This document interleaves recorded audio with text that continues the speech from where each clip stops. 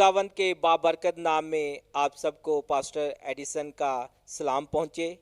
खुदा का शुक्र है कि आज उसने फिर ये मौका बख्शा है कि मैं एक खूबसूरत घराने को लेकर आपके साथ खुदावंद की गवाहियों को शेयर कर सकूं, ताकि आप उससे तकवीत पाकर उन रास्तों पर चल सकें जो खुदावंद ने आपके लिए चुन रखे हैं। आज हमारे साथ खूबसूरत फैमिली इलियास मसीह जो मुल्तान से ताल्लुक़ रखते हैं मौजूद हैं। आए इनसे गुफ्तगू करते हैं और जानते हैं कि इनकी ज़िंदगी में खुदा ने कैसे कैसे काम किए और इनको और इनके घराने को कैसे बदल कर रख दिया और उनकी ज़िंदगी का सफ़र ये कैसे गुज़रा, ये हम उन्हीं की ज़ुबानी जानते हैं। जी इलियास भाई, हम आपको अपने प्रोग्राम मैं और मेरे घराने में वेलकम करते हैं और आपसे हम जानेंगे कि आपकी ज़िंदगी का सफ़र खुदा में कैसे गुज़रा और खुदा ने आपकी ज़िंदगी में कौन से ऐसे मोज़ात ऐसे काम किए जो हमारे देखने वाले घरानों के लिए भी तकवीत का क़ुव्वत का बाइस हैं, और वो उनकी रहनुमाई करेंगे और वो भी इन रास्तों पर चल के खुदावंद की राहों पर बादशाही तक पहुंच सकेंगे। आमीन। खुदावंद यीशु मसीह में आपकी सलामती हो। मेरा नाम इलियास मसीह है। मैं पास्टर हूँ मुल्तान शहर में, ग्रास मंडी के इलाके में। तो मेरा जो अबाओ अजदाद है वो है गाँव बरथा वाला गुराया, सियालकोट में, तहसील डस्के में। तो वहाँ से मैं निकला और मैं मुल्तान में एज ए मज़दूर की हैसियत से या काम के ताल्लुक़ से गया था। तो कुछ अर्सा मैंने वहाँ गुजारा। तो 7-8 साल के बाद मेरी ज़िंदगी एक मौजज़े से शुरू हुई है, और वो भी मैं बताऊंगा मौजज़ा। और फिर पिछले साल में जो एंड हो रहा है उसमें भी मेरी ज़िंदगी मौजज़ात में ज़िंदगी में बहुत बड़ा मौजज़ा है। वैसे तो याकूब की तरह मेरी ज़िंदगी दुखों से भरी हुई है, थोड़े दिनों की है।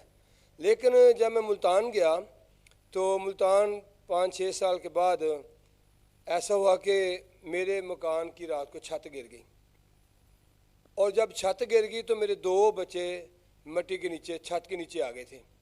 मैं और मेरी बीवी, हमने 2 बच्चों को बाहर निकाल लिया, और 2 जो बड़े बच्चे थे, बेटा बेटी, वो छत के नीचे आ गए थे। हम रो पीट रहे थे और बेखबरी में, अनजाने में मैं अपने गुनाहों का इकरार कर रहा था। मैं क्या, खुदावंद मेरे गुनाह माफ़ कर दे, तू मुझे मार दे, मुझे सजा दे, मेरे बच्चों को क्यों तूने ले लिया है, मैं गुनाहगार हूँ, मैं बाइबल नहीं पढ़ता, मैं दुआ नहीं करता, मैं चर्च नहीं जाता। तो इस तरीके से करते हुए करते वो घंटा 1.5-2 घंटे गुजरे।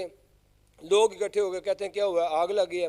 मैंने कहा जी छत नीचे गिर गई है। तो क्या हुआ? मैंने कहा जी बच्चे 2 नीचे हैं। और हमने हाथों से उन बच्चों को बाहर निकाला, और खुदावंद यीशु मसीह को जलाल ज़ाहिर करने के लिए मैं कहता हूँ कि यीशु मसीह ने मेरे बच्चों को बग़ैर खराश के ज़िंदा वापस मुझे दे दिया। ये मेरी ज़िंदगी का मौजज़ा था। और इसके बाद मैंने आहिस्ता आहिस्ता फिर मैंने तौबा की, और मेरी ज़िंदगी की जो तब्दीली की आयत है वो मरकज़ 16 बाब की 16वीं आयत है, जहाँ लिखा है कि जो ईमान लाए और बपतिस्मा ले वो निजात पाएगा, और जो ईमान ना लाए वो मुजरम ठहराया जाएगा। और मैंने इस आयत को अपने दिल में लिया और मैंने यीशु मसीह को कबूल किया। दूर जाकर एक ट्यूबवेल पर हमने बपतिस्मा लिया, मियाँ बीवी ने। हम यीशु मसीह में आगे आए, खिदमत करना शुरू कर दिया। फिर मैंने 91-92 में मैंने बाइबल कॉलेज किया FGA से, और 1994 में मैं फारूक होकर हम मुल्तान में गए। 95 का साल गुजरा, 1995, और 1996 में मेरी बीवी की डेथ हो गई। और मेरे 6 बच्चे थे उस वक्त, और 6 बच्चे जो थे मेरे वो FGA के जो हॉस्टल्स हैं फैसलाबाद में, जहाँ पर ग्रिफन बरकत थे, अंचाई थे, उनके ज़रिए तब उन्होंने तालीम हासिल की गवर्नमेंट स्कूल से। और बेटियां जो थी वो गुलबर्ग में, फिर योनाबाद में हॉस्टल है FGA का, वहाँ उन्होंने तालीम हासिल की। सारे बच्चे मेरे 10-10 पढ़े हुए हैं, एक ने 12 की हुई हैं, और सारे बच्चे मेरे जॉब पे हैं, सब निजात याफ्ता हैं। मैं खुदावंद यीशु मसीह का शुक्रिया अदा करता हूँ। ये था मेरा स्टार्ट मौजज़े से।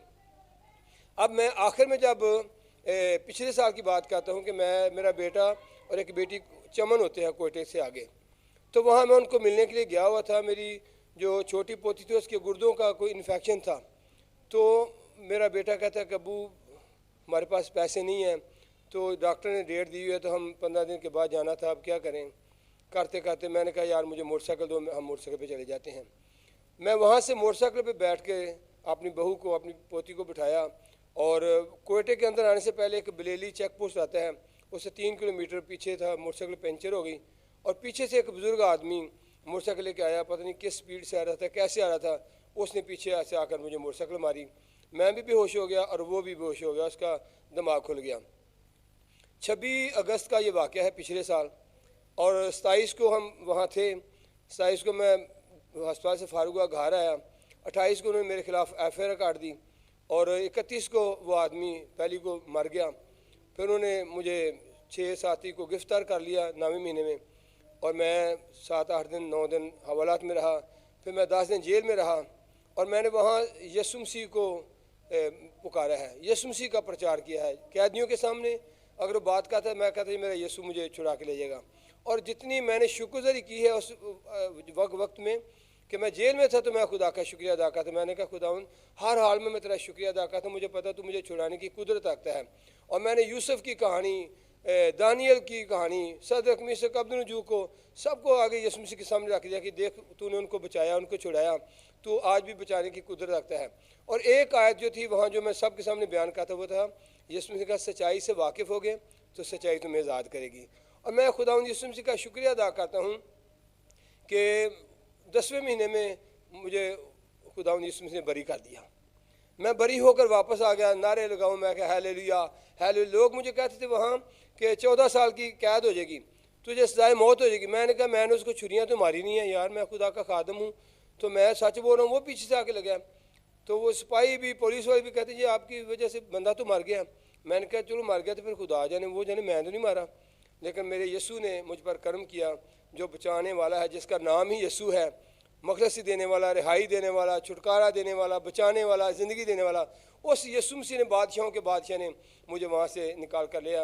और मैं इसी साल में जो पिछला गुजर रहा है इसमें मैं बरी होकर वापस आया, और मैंने इसलिए जो चौथे महीने में अपने घर में आकर इसलिए देखा। मैं खुदावंद यीशु मसीह का शुक्र अदा करता हूँ। वो छोटे काम नहीं करता, बड़े बड़े काम करता है। आप आजमा कर देखें, लोग आजमा कर देखें मेरे यीशु को। अगर यीशु मसीह कहेगा कि नहीं मैं कर सकता तो फिर बात करें।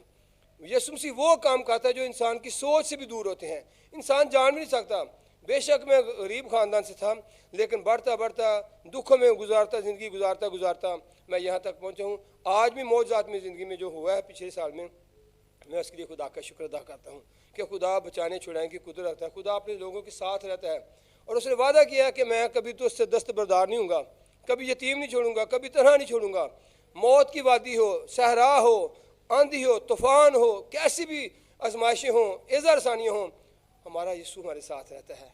Hallelujah hallelujah hallelujah. नाजरीन, आपने इलियास भाई, इलियास पास्टर मुल्तान से जो ताल्लुक़ रखते हैं, उनकी ज़िंदगी का सफ़र जाना। बेशक जो अपने गुनाहों पर पछताता है, रोता है, तौबा करता है, तो खुदावंद उसे उठा खड़ा करता है। और आपने ख़ुद सुना कि फिर खुदावंद उनकी ज़िंदगियों में कैसे कैसे काम करता है। वो ही नहीं बल्कि पूरा घराना निजात पाता है। देखते रहिए जॉन टीवी, एक नई गवाही के साथ, नई फैमिली के साथ, घराने के साथ हम फिर आपसे मुलाकात करेंगे। आमीन।